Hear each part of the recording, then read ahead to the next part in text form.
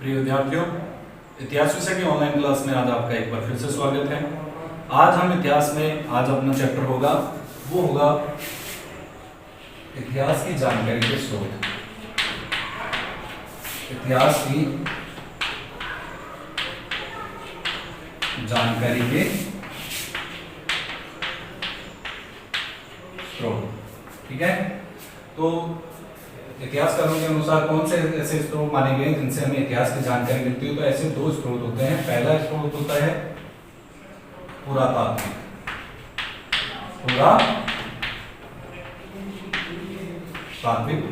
और दूसरा आ जाता है अपना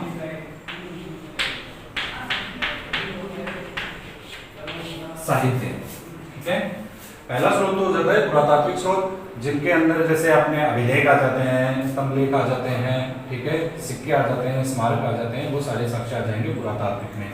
और साहित्य के अंदर जो साहित्यिक रचना आ जाएगी वो साहित्यिक स्रोत के अंदर आ जाएगा, ठीक है। आज हमें साहित्यिक स्रोत होते हैं उसके अंदर पढ़ेंगे। साहित्यिक के भी अलग अलग भाग होते हैं। पहला हो गया जैसे धार्मिक साहित्य,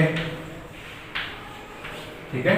अब साहित्य के भी अलग अलग भाग होते हैं। पहला धार्मिक हो गया, दूसरा हो गया विशुद्ध साहित्य, केवल साहित्यिक दृष्टि से लिखा गया हो, और तीसरा हो जाता है वंशावली, ठीक है। साहित्य को भी तीन भागों में बांटा गया है, धार्मिक साहित्य, विशुद्ध साहित्य और वंशावली साहित्य, ठीक है। अब इसके अंदर फिर धार्मिक साहित्य को फिर से अलग अलग भागों में बांट दिया जाएगा।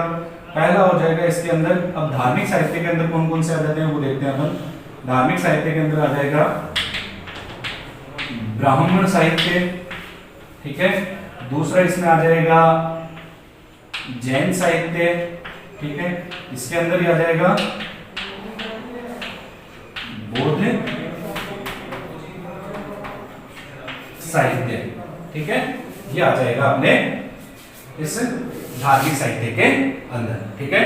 तो आज का अपना चर्चा का विषय रहेगा इस धार्मिक साहित्य का एक टॉपिक है बौद्ध साहित्य। कौन सा टॉपिक है? बौद्ध साहित्य। तो इतिहास की जानकारी के अंदर बौद्ध साहित्य का क्या योगदान है, और बौद्ध ऐसे कौन सा बौद्ध साहित्य है, ऐसे कौन से ग्रंथ हैं जिनके माध्यम से हमें इतिहास की जानकारी प्राप्त होती है, उनके बारे में हम आज चर्चा करेंगे। एक बार फिर से देख लेते हैं। इतिहास की जानकारी के स्रोत दो प्रकार से होते हैं, पुरातात्विक और साहित्यिक स्रोत, ठीक है। पुरातात्विक के अंदर सारे हो गए, स्मारक हो गए, सिक्के हो गए, अभिलेख हो गए, स्तंभलेख हो गए, कुछ भी हो गए, वो सारे पुरातात्विक स्रोतों के अंदर आएगा। और साहित्यिक स्रोतों के अंदर साहित्य को तीन भागों में बांटा गया है, धार्मिक साहित्य, विशुद्ध साहित्य और वंशावलियों के माध्यम से हमें इतिहास की जानकारी मिलती है। अब इससे धार्मिक साहित्य को भी अलग अलग भागों में बांटा गया है कि ब्राह्मण साहित्य के अंदर वेद, पुराण, उपनिषद ये सारे आ जाते हैं। जैन साहित्य के अंदर जैन मुनियों के जो ग्रंथ है वो आएंगे, और बौद्ध साहित्य कि बौद्ध धर्म के अंदर कौन कौन से ग्रंथों की रचना हुई उनके बारे में हम पढ़ेंगे, ठीक है। तो आज का अपना टॉपिक है वो धार्मिक साहित्य का एक अंदर का टॉपिक है बौद्ध साहित्य, उसके बारे में हम चर्चा करेंगे कि इतिहास की जानकारी में बौद्ध साहित्य का क्या योगदान है।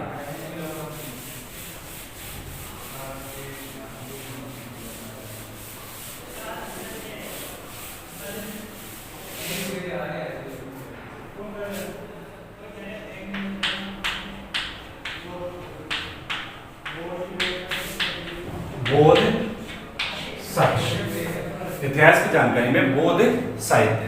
देखो जो प्राचीन बौद्ध साहित्य है, प्राचीन बौद्ध साहित्य है उसकी रचना हुई थी जैसे अपने गंगा नदी का क्षेत्र है, जैसे अपन बिहार ले सकते हैं, पूर्वी उत्तर प्रदेश का क्षेत्र हो सकता है। इस क्षेत्र के अंदर प्रारंभ में बौद्ध साहित्य की रचना की गई थी। अब सिंपल सा क्वेश्चन पूछा जाता है काफी एग्जाम में कि प्रारंभिक बौद्ध साहित्य की मुख्य भाषा कौन सी थी? तो बौद्ध साहित्य प्रारंभिक जो मुख्य भाषा थी वो थी पाली।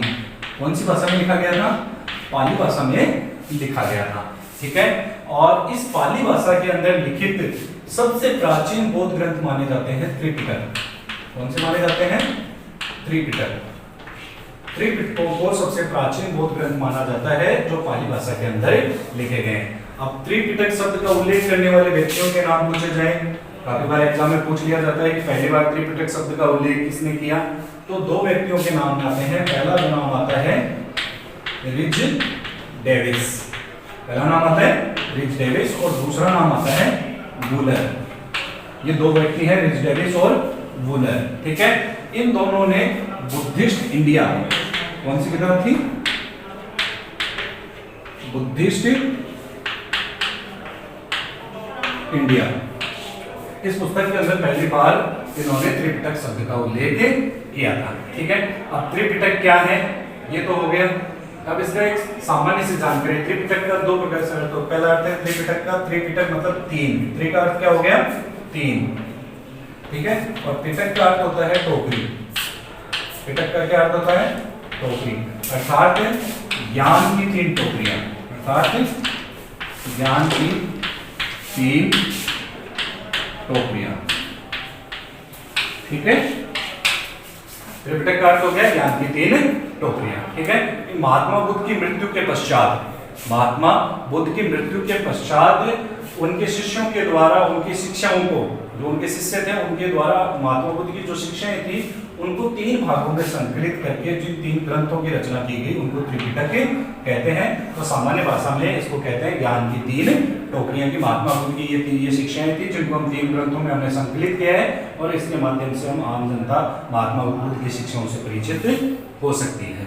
ठीक है, अब ये तीन पिटक कौन कौन से थे, तीन पिटक कौन कौन से थे? पहला पिटक लेंगे हम सुत्त, दूसरा हो जाएगा विनय, और तीसरा हो जाएगा अभिधम। कौन सा हो जाएगा, अभिधम। ठीक है, तो ये तीन पिटक है, सुत्त पिटक, विनय पिटक और अभिधम पिटक, ये त्रिपिटक के अंदर आते हैं। ठीक है, अब एक एक पिटक के बारे में हम जानकारी प्राप्त करेंगे। सबसे पहले हम पता करेंगे सुत्त पिटक के बारे में। ठीक है,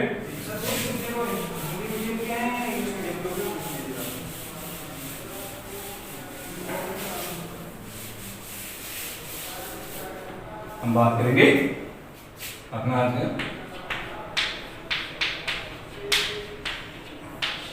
सुत्त पिटक। ये सबसे प्राचीन और सबसे बड़ा, सबसे प्राचीन और सबसे बड़ा पिटक है। ठीक है, इसकी मुख्य चीज क्या, विषय वस्तु क्या है, इसमें महात्मा बुद्ध की शिक्षाओं का वर्णन है। किसका है, महात्मा बुद्ध की जो शिक्षाएं थी उन शिक्षाओं का वर्णन है। ठीक है, अब इसके संकलन करता कौन थे, इसको किसने बनाया, इसको संकलित किसने किया, इसको संकलित किया बुद्ध के जो सबसे प्रिय शिष्य थे आनंद। ठीक है, बुद्ध के सबसे प्रिय शिष्य आनंद थे, उस आनंद के द्वारा सुत्त पिटक को संकलित किया गया। इसमें महात्मा बुद्ध की शिक्षाओं का वर्णन किया गया है। ठीक है, इस सुत्त पिटक के 5 भाग हैं। सुत्त पिटक के कितने भाग हैं, 5 भाग। पहला भाग हो गया दीर्घ निकाय। ठीक है, दूसरा भाग हो गया इसका संयुक्त निकाय। ठीक है, तीसरा भाग हो गया इसका मध्यम निकाय। चौथा भाग हो गया इसका अगुत्तर निकाय, और पांचवा भाग हो गया इसका खुद्दक निकाय। देखो काफी इंपॉर्टेंट पिटक है, इससे काफी एग्जाम में इससे काफी क्वेश्चन पूछे जा सकते हैं। पहला क्वेश्चन पूछ लिया जाता है कि सुत्त पिटक, इसको बौद्ध धर्म के एनसाइक्लोपीडिया भी कहते हैं। ठीक है, इसके संकलन करता कौन थे, इसके संकलन करता आनंद थे, जिसमें महात्मा बुद्ध की शिक्षाओं का वर्णन किया गया है। ठीक है, अब इसके 5 भाग होते हैं। ये भी पूछ सकता है कौन सा सुत्त पिटक का भाग नहीं है, तो ये 5 भाग होते हैं। इसमें दीर्घ निकाय, संयुक्त निकाय, मध्यम निकाय, अगुत्तर निकाय और खुद्दक निकाय। ठीक है, ये इसके 5 भाग होते हैं। दीर्घ निकाय, इस दीर्घ निकाय के अंदर से भी क्वेश्चन पूछ सकते हैं कि दीर्घ निकाय के अंदर एक क्वेश्चन पूछा जाता है कि राजा की देवी उत्पत्ति, राजा की उत्पत्ति और राज्य की उत्पत्ति का सिद्धांत हमें कहाँ मिलता है, तो क्वेश्चन आ जाता है दीर्घ निकाय में कि किस बौद्ध ग्रंथ के अंदर राजा और राज्य की उत्पत्ति का सिद्धांत दिया गया है, तो वो आ जाएगा सुत्त पिटक का एक भाग है दीर्घ निकाय। तो उसके अंदर इस दीर्घ निकाय का एक अंतिम भाग है महापरिनिर्वाण सूत्र। क्या, महापरिनिर्वाण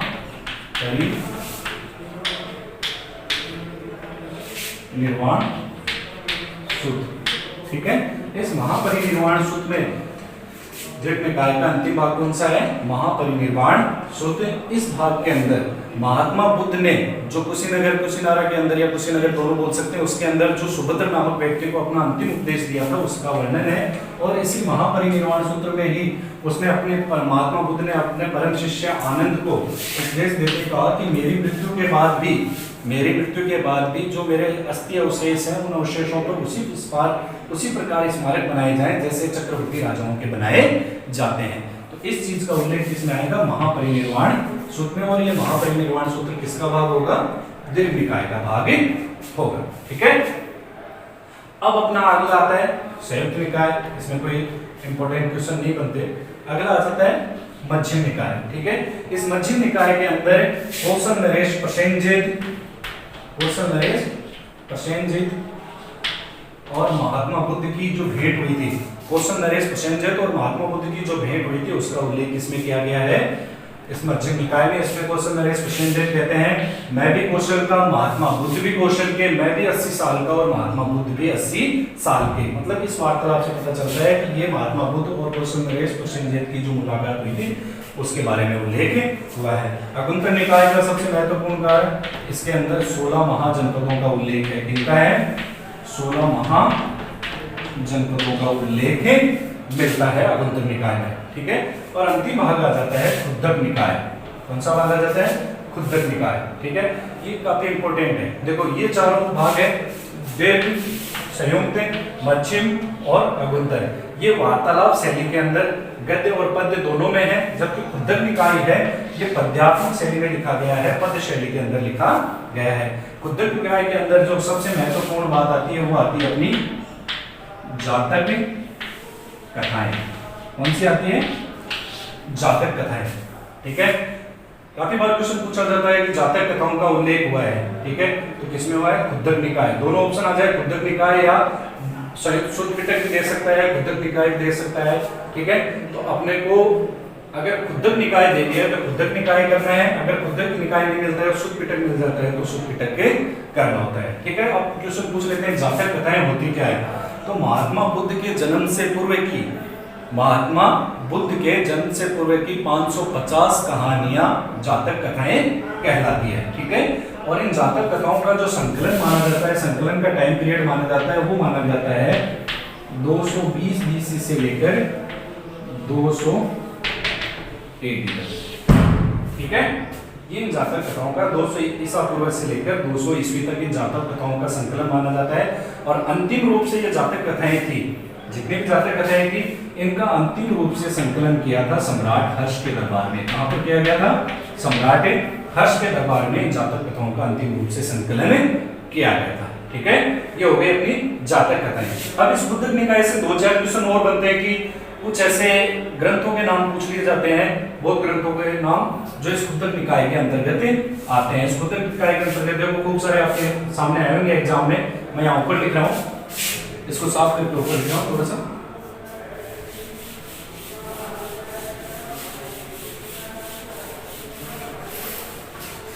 दो चार क्वेश्चन आते हैं एग्जाम में जिनको हम देख नहीं पाते। जैसा क्वेश्चन पूछ लिया जाता है थेरी गाथा, थेर गाथा। ठीक है, सुना है ऐसा नाम आपने? धम्पद, विमानवतु।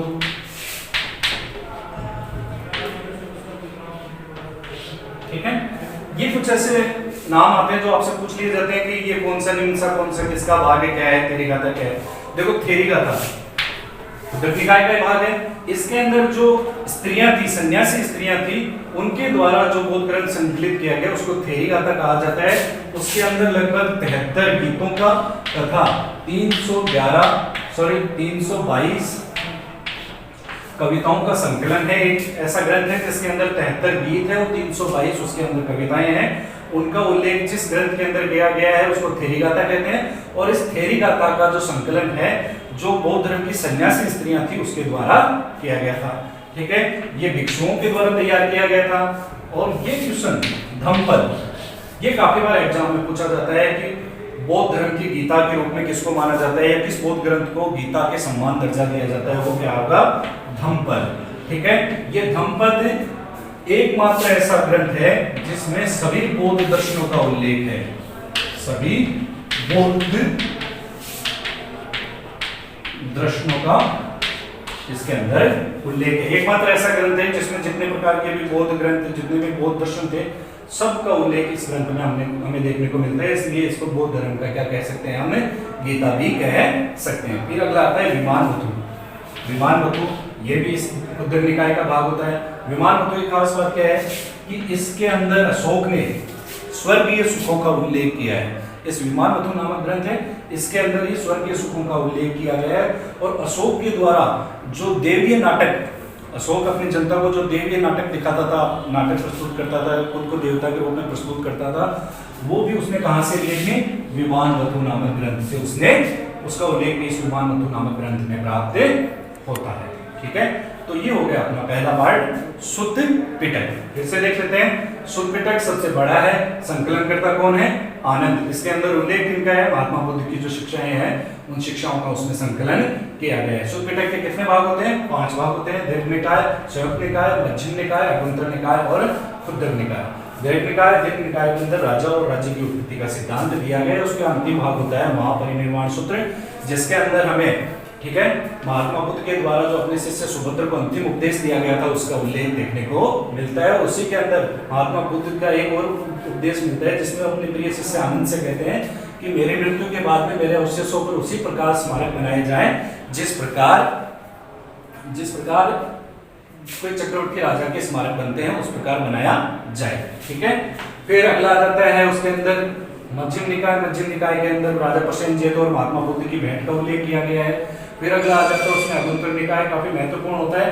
16 महाजनपदों का उल्लेख मिलता है। और लास्ट वाला क्षुद्र निकाय। क्षुद्र निकाय के अंदर हमें जातक कथाएं मिलती है, जो संख्या में कितनी है, 550 है। ठीक है, महात्मा बुद्ध के जन्म से पूर्व की 550 कहानियां। ठीक है, इसके अलावा इसके अंदर क्षुद्र निकाय के अंदर थेरी गाथा का भी उल्लेख मिलता है। थेर गाथा, धम्मपद और विमान वतु।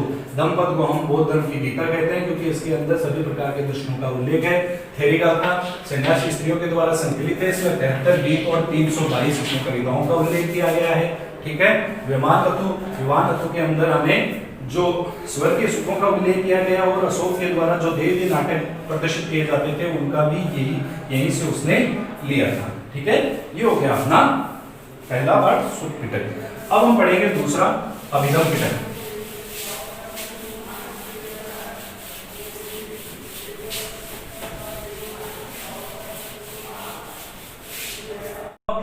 अब अपना दूसरा पिटक है विनय पिटक। दूसरा पिटक कौन सा आएगा, विनय पिटक। इसके संकलनकर्ता कौन थे, उपाली। इसको माना जाता है उपाली को। ठीक है, इसके अंदर बौद्ध संघ के नियम, बौद्ध संघ के नियम, किसके नियम, बौद्ध संघ के नियमों का उल्लेख है। ठीक है, और इसके संकलनकर्ता उपाली को माना जाता है। ठीक है, इस विनय पिटक के भी 4 भाग माने जाते हैं। पातिमोक्ष, पातिमोक्ष, दूसरा हो गया खंडका। ठीक है, और तीसरा भाग हो गया इसका सुत विभन, और चौथा हो गया परिवार या प्रश्नोत्तरी। ठीक है, ये इसके 4 भाग हो गए। पातिमोक्ष के अंदर बौद्ध संघ के जो विधि निषेध नियम है उनका उल्लेख है, जिसमें पुरुषों के लिए 327 और महिलाओं के लिए 311 विधि निषेध नियमों का उल्लेख किया गया है। ठीक है, इस खंडका नामक भाग में 2 भाग होते हैं, महावर्ग और चुल्लवर्ग। ठीक है, महावर्ग और चुल्लवर्ग। इसके अंदर ज्यादातर क्वेश्चन पूछा जाता है इसके बारे में, क्योंकि इस चुल्लवर्ग के अंदर 2 बौद्ध संगतियों, इसके अंदर 2 बौद्ध संगतियों तथा महिलाओं के द्वारा जो भिक्षुणी संघ की स्थापना की गई उसका उल्लेख भी हमें इस चुल्लवर्ग नामक ग्रंथ में देखने को मिलता है। ठीक है, और ये हो गया हमारा विनय पिटक। ज्यादा इसमें से क्वेश्चन नहीं आते, इसमें से ये है कि विनय पिटक, इसके संकलनकर्ता उपाली थे। इसमें बौद्ध संघ के नियमों का उल्लेख है। इसके 4 भाग होते हैं, पातिमोक्ष, खंडका, सुतगन और परिवार। ठीक है, परिवार या प्रश्नोत्तरी भी इसको कह सकते हैं। ठीक है, इसके अंदर महत्वपूर्ण क्वेश्चन जो ज्यादा पूछा जाता है एग्जाम में, वही पूछा जाता है बौद्ध संघ के नियमों का उल्लेख किसमें है, विनय पिटक में। ठीक है, और ये चुल्लवर्ग का ज्यादा पूछा जाता है, क्योंकि इसके अंदर 2 बौद्ध संगतियों का उल्लेख है, तथा तीसरा इसके अंदर जो महिलाओं के द्वारा बौद्ध संघ की स्थापना की गई थी, भिक्षुणी संघ की स्थापना हुई थी, उसका उल्लेख भी इस चुल्लवर्ग के अंदर देखने को मिलता है। ठीक है, अब अपना तीसरा पिटक आ जाता है अभिधम पिटक। तीसरा पिटक कौन सा आ जाएगा?